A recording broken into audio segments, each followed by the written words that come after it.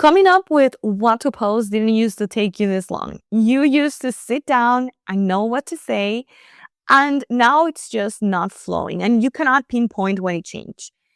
There was not a bad week necessarily, it just got slower, the whole process of thinking and coming up with ideas. Or maybe you write something, you read it back, and you think, okay, this is fine, but you don't post it because fine isn't a reason to post something. So you know you have ideas. So it's definitely not that. It's not like you have nothing to say. It's about the actual thing that's going in the content piece. You could talk about your expertise for hours, but when it comes down to the actual thing, you're blocked. And the advice you keep getting is to batch, to plan ahead, to keep a content calendar, to maybe download a new Notion template, and you've tried that. The calendar doesn't help because also have I. The calendar assumes that you already know what goes in it. And batching it assumes that you have a bunch of ideas that already work. So today I'm going to tell you why that happens and what happened to me recently because I struggled with it while making this exact episode. Hello, my love. Welcome to Brand Confidence for Creatives. Are you feeling stuck in a cycle of overthinking, trying to build your brand? I'm Eugenia, but you can call me E. I'm a marketing and brand coach, and I spent years stuck in the cycle of researching, hesitating, and hiding until I got clear on my voice and my message. In this podcast, I'll guide you through the strategies you need to get clear on what you want to say, build a personal brand, and create consistent magnetic marketing. If you ever thought, I know I have something to say, I just don't know how to say it, you are in the right place. So grab your coffee and let's dive in. Before we start, I have 5 founding spots open for my new 12-week group program, and it exists for exactly the problem we are about to talk about. It is a program designed to help you launch and grow your podcast so it is aligned to your business, to your positioning, to the thing you are meant to say, to the movement you are designed to lead, but that also brings you clients. That also makes sense in your funnel. So you're not just posting to post or trying to find out what's the right thing to say to get you new clients. We're going to spend the first part figuring out what you're actually here to say, and the rest building the show strategically on top of your message. You leave with your positioning, your show design, and your episodes actually mapped out for conversion. This founding round is at the lowest price that it will ever be, and if this is the year you finally launch your podcast, or take the one that you have and finally get serious about it and optimize it so it grows for your business, the next step is to book a no-commitment call so you can tell me about your goals. And I'll tell you if this is the right solution for you. The link to book is in the show notes. Now let's get into the episode. Let me tell you, I'm not a newbie when it comes to content. I've been podcasting since 2017. I have a pretty solid workflow because I've done it myself, I've done it for clients, and at this point, I have a pretty clear process of choosing titles or knowing which titles might perform better than others. But recently, I sat down to choose, and it took me 3 days. 3 days for one title to find the right angle, like what is the problem I wanted to talk about. And it wasn't the first time. It's part of why I'm relaunching this podcast because I realized that it had become a pattern. And the thing is that it happened really slowly. I just thought that I was being super thorough. Maybe I was so tired. Maybe it's because I have too many things going on. But then one day I just saw it and then I couldn't unsee it. I went back and I realized that it had been true for months. If I analyzed my episodes and my process, I realized it had truly been hard. So my first instinct was that, okay, this is a discipline problem. I just have to get better, get more structure, batch better. And I did try. I tried to streamline my system or actually go back to like my system because I had gotten a little flowy and loosey with it. And I just said, you know what, let me just go back to my system. Let me stop overthinking. And I would plan something, but then whenever I sat to actually map it out, it didn't make sense anymore.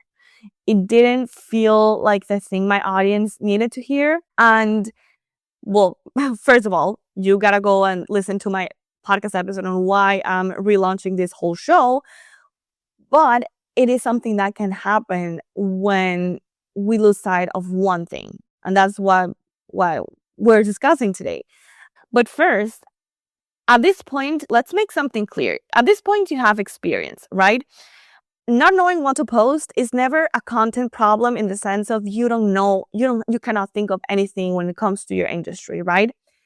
It is usually a direction problem. Taking those ideas that you have, those thoughts, those things that you could talk about for hours, and directing them correctly in a way that serves your audience and serves your business, right? So I would say that it's also like a ranking problem, right? You have the ideas, now you have to structure them and you have to rank them.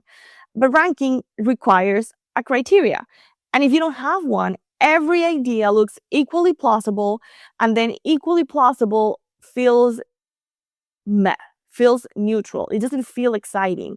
And that's why you end up feeling like you have no ideas at all, because you had all of these general ideas, but you had no filter, you had no ranking system to put your ideas through.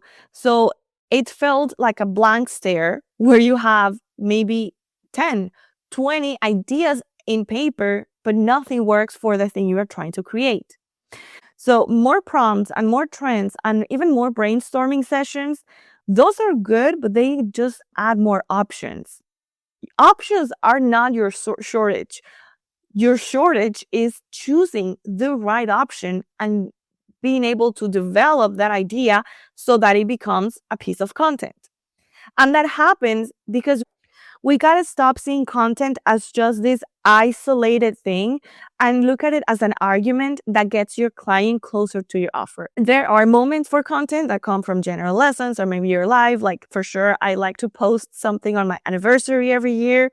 But in reality, your content strategy is an opportunity to speak about your sales message, to connect with your audience about the thing like in your area of expertise.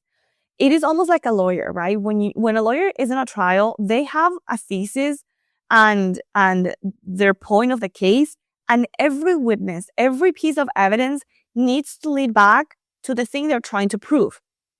But you cannot pick a piece of evidence when you don't know what you're arguing. Then you're going to end up throwing spaghetti at the wall, hoping that at the end of the trial, you can make everything fit in closing arguments and make the argument for your jury.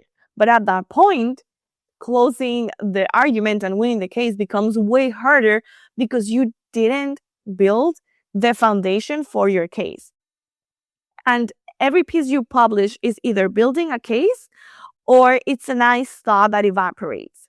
If you just shared a lesson from a book and that lesson is just like a nice to have, but it doesn't have context, I don't know why I need to hear that today. I don't know why it helps me accomplish in the relationship that we're building here.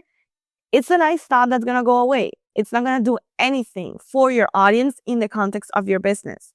But when you know when you're arguing, then choosing is fast because most ideas are obviously off, right? If an idea doesn't push your thesis forward, doesn't belong there.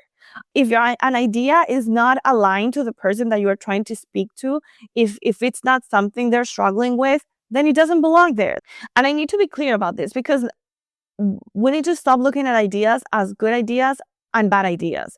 I believe that whatever comes from your brain is coming for a reason. Some ideas are ready to be out right now, and some ideas are too young and too immature, and we gotta let them move, and even for years until we're ready to act on that idea. So I don't think it's like a bad idea. Unless, of course, we're talking about me in 2005 when I decided to chemically straighten my hair. That was definitely a bad idea. But when we're thinking or talking about content ideas, it is not necessarily an issue of good ideas versus bad idea. It is an issue of what ideas are aligned with your thesis, with your message. What ideas move your business forward. The ideas that don't fit, those are the easiest to cut, and that's what makes it so quick. So when you don't have the filter, everything survives the filter, right? If you don't know how to filter your ideas, then everything's fair game. Anything could work. And also when you don't have this filter, when you don't have this criteria, your instinct is going to have to work harder and you are going to rely on vibes, and vibes are not a good sustainer for every single piece of content in your business because vibes are heavily influenced by your internal state. So if at one point you are feeling very negative for something that has nothing to do with your business, that lens is going to come and be kind of like that vibe that influences your business. So we need to look at the filter, the criteria, the ranking system that allows you to choose the right ideas from the wrong ones, and even generate ideas that are not necessarily better, but that are more specific to what your audience needs to hear. So how do you do it? Step one, you need to answer a simple question. What are you trying to prove is true? Go to a trial, sit down, and you have the jury in front of you. That's your audience. And you need them to believe something, one thing about your business, right? Like the thing that makes them want to work with you. So what is the thing that you are helping them trying to prove? And I use a lot of weight loss and like health and nutrition because that's a lot of my journey right now. But if your audience wants to lose weight, and that's what they're searching for, and then what you're trying to prove is that the best way to lose weight is to heal your relationship with food through some type of therapy work. That's your thesis. You meet them where they're at, which is weight loss, and then you need them to believe that your method is what they need right now, your solution, your framework, so that then they work with you, so that they enter your world. It's not just tips on how to lose weight, but also making the case for your solution as the thing that you're trying to prove is true.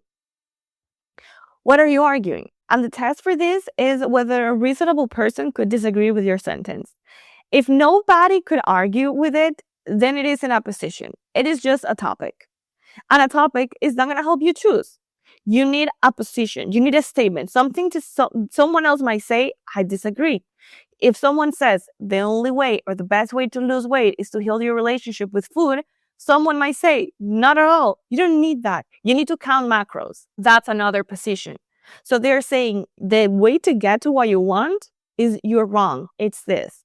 It also involves obviously taking a risk emotionally of putting your idea out there. But I know that putting your ideas out there is exciting for you and for me, but it's getting clear on what is that thesis, correct? So what is the thing that you're trying to prove that is true? This step is truly about examining your thoughts, spending time with your thoughts. It's okay to brainstorm, like write something long, journal. It could take a couple of weeks if needed.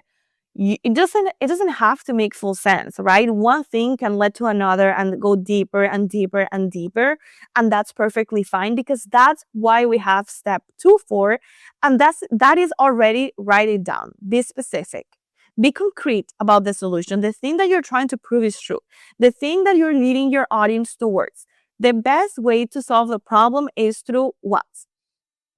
And I'll say this as a Christian, and regardless of what you believe, God tells us to write down the vision and make it plain so that the person who reads it can run with it. So God says, regardless of your beliefs, that a vision is the thing that moves us, but it's also the thing that's going to move your audience. Because if they have a clear vision of the thing that you are inviting them to do, then they are going to be able to move towards it. If you don't have a simple vision written down, making it plain, and you can go to Habakkuk if you want to read, message me on Instagram. We can talk about Bible all day long, but you can read it in the Bible. Write the vision and make it plain so the person who reads it can run with it. So the point is this, write it down, make it visible, not in your head. And because if you put it in your head, it's going to start drifting and you're not going to notice it drifting. You're going to start influencing all these thoughts. You need to have it somewhere visible, simple, so you can go back to it whenever you start doubting, what are you supposed to say? And then step number 3, compare your last 10 pieces of content against that vision.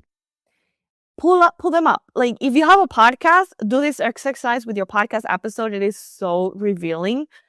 For each one, ask, was this proving my sentence or was this just a filter?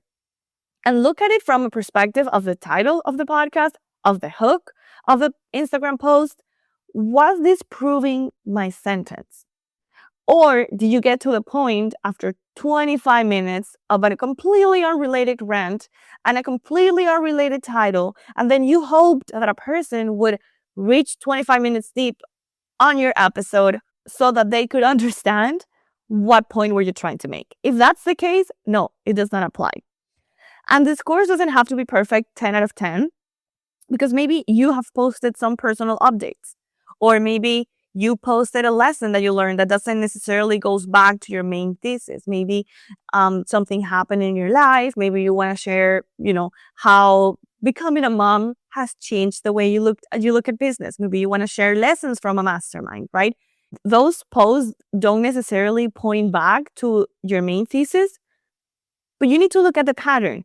If every single episode of your last 10 episodes, of your last 10 posts are speaking to a person who are not aligned with your thesis, then you know why this is happening to you. Then you know that you need to realign, and maybe you don't have to create from scratch. You can. I bet that you can take those 10 ideas that were misaligned and rewrite them in a way that supports your audience's problem and supports your thesis.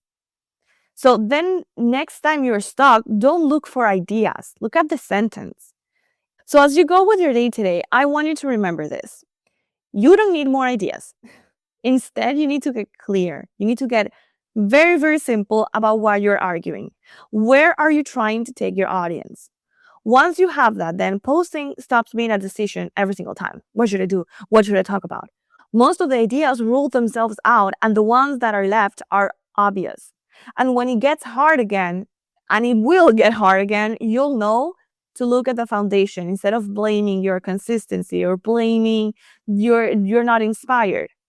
And that's what happened to me. I'm in the process of answering this question, and I know that this is what will make, and because I've done this so many times before, I know this is what will take my episodes back to being created in under 30 minutes, the way I've always done it.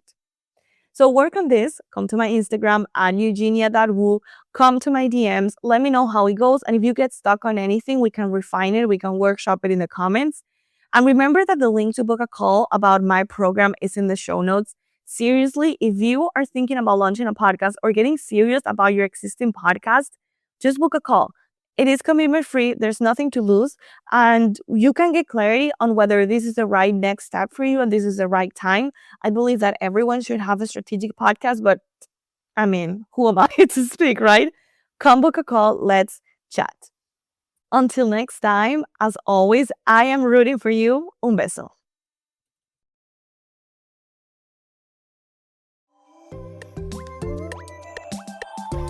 I hope you enjoyed today's episode. If you loved it, don't keep it to yourself. Send it to a friend who's also trying to grow their brand without losing themselves in the process. And if you want to make my day, drop a quick review on Apple Podcasts. Seriously, it means the world to me, and I know that this show is helping you show up with confidence and clarity. See you back here soon for the next episode. Un beso.